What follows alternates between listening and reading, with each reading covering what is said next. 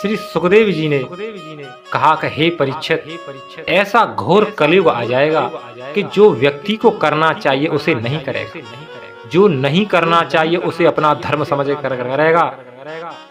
एक माता पिता 10-10 बच्चों को पाल लेंगे, लेकिन 10-10 बच्चों पर भी अपने माता पिता भारी पड़ने लग जाएंगे कि इतने दिन तेरे यहाँ, इतने मेरे दिन मेरे, उनका भी बंटवारा कर ले।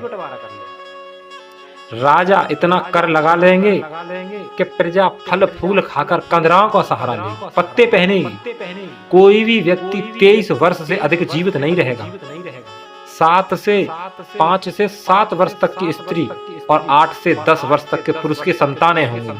पुरुषों की संख्या कम और स्त्रियों का संख्या ज्यादा होगी। घोर कलयुग जब आ जाएगा तब।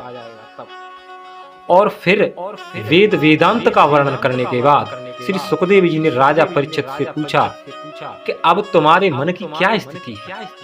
पहले दिन तुम्हारा मन संसार में उलझा हुआ था, इधर कथा में जबरदस्ती मोड़ा था, लेकिन अब कथा में मन ऐसा लग गया है कि संसार में मन नहीं लगेगा। जीना तो पड़ेगा पर मन नहीं लगेगा। यही कथा की सफलता है। तो सुखदेव जी राजा परीक्षित से पूछ रहे हैं कि अब तुम्हारे मन की क्या स्थिति है 7 दिन कथा सुनने के बाद। कछु बदला भयो कि न भयो।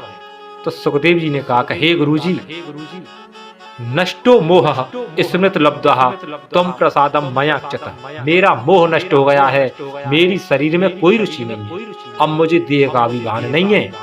यह श्राप तो मुझे वरदान का काम करके गया है। आपकी वाणी सुनते मेरे प्राण निकल जाएं, बस यही मेरी कामना। और परीक्षित बोले कि अहम ब्रह्म परमदामः ब्रह्मा अहम परम पदम मृत्युलोप गच्छन्ति मृत्यु नामः मृत्युईश्वरम्। मैं संतों के समागम से ब्रह्म रूप हो गया हूँ। जीव ही ब्रह्म है, जब तक भूला हुआ है तब तक नहीं। जब उसे ज्ञान हो जाएगा तभी उसी भक्ति के द्वारा मुक्ति हो जाएगी और पर ब्रह्म में लीन हो जाएगी।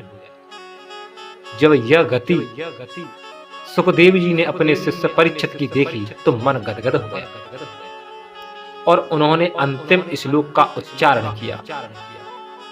जो लोग जानते हैं वो हमारे साथ करेंगे सिर पर कपड़ा रखकर, जो नहीं जानते हैं वो हमारे साथ बोलेंगे कि नाम संकीर्तनमयस्य सर्व पाप प्रणाशनम प्रणामो दुख समनः तम नमामि हरे परम। नाम संकीर्तनमयस्य सर्व पाप प्रणाशनम प्रणामो दुख समनः तम नमामि हरे परम।